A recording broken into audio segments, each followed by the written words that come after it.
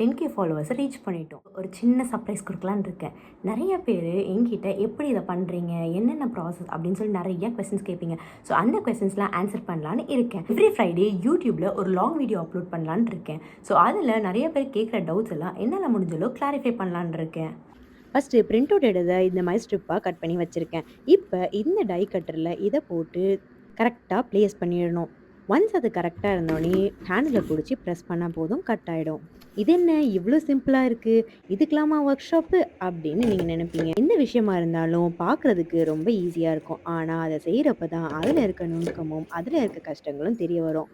அதே மாரி ஒரு விஷயத்த பெர்ஃபெக்ட்டா செய்யணும் அப்டின்னா, கண்டிப்பா அதுக்கு பிராக்டிஸ் தேவ. எந்த விஷயமும் ஃபர்ஸ்ட் டைம் பண்ணதுமே பெட்டரா வராது.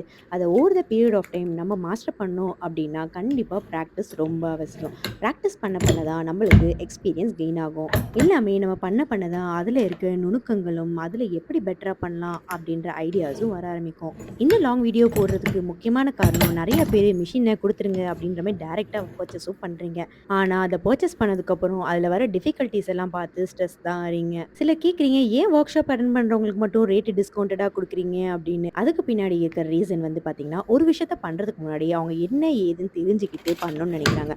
ஸோ, அந்த மாரி அத முழுசா கத்துக்கணும்னு நெனச்சு வரவங்களுக்கு ஒரு டிஸ்கவுண்ட் குடுக்கணுன்றதுனால தான் நாங்க அந்த ரேட் குடுக்குறோம். Okay, coming back to the video. First மெட்டல வச்சுர்றேன். அப்புறம் அந்த டை கட்டர்ல கட் பண்ண பேப்பரையும் வச்சிரலாம்.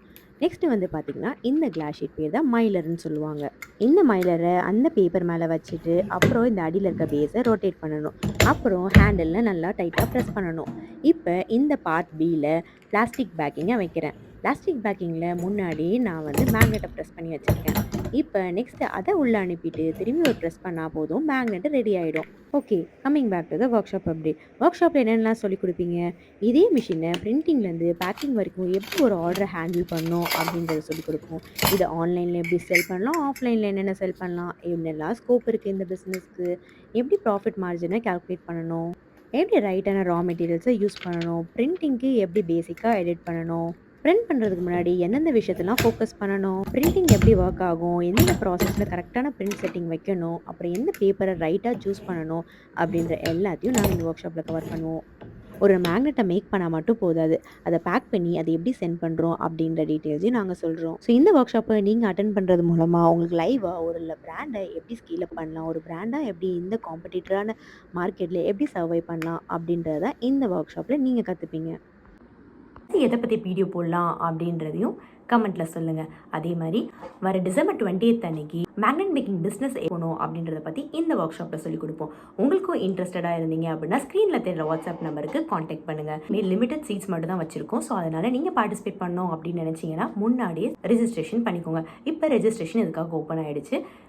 குயிக்காக மெசேஜ் பண்ணி நீங்களும் இந்த மேக்னெட் மேக்கிங் பிசினஸை வீட்டில இருந்தே ஸ்டார்ட் பண்ணுங்க. தேங்க்யூ. ஸ்டாப். இன்னும் இந்த வீடியோ முடியல.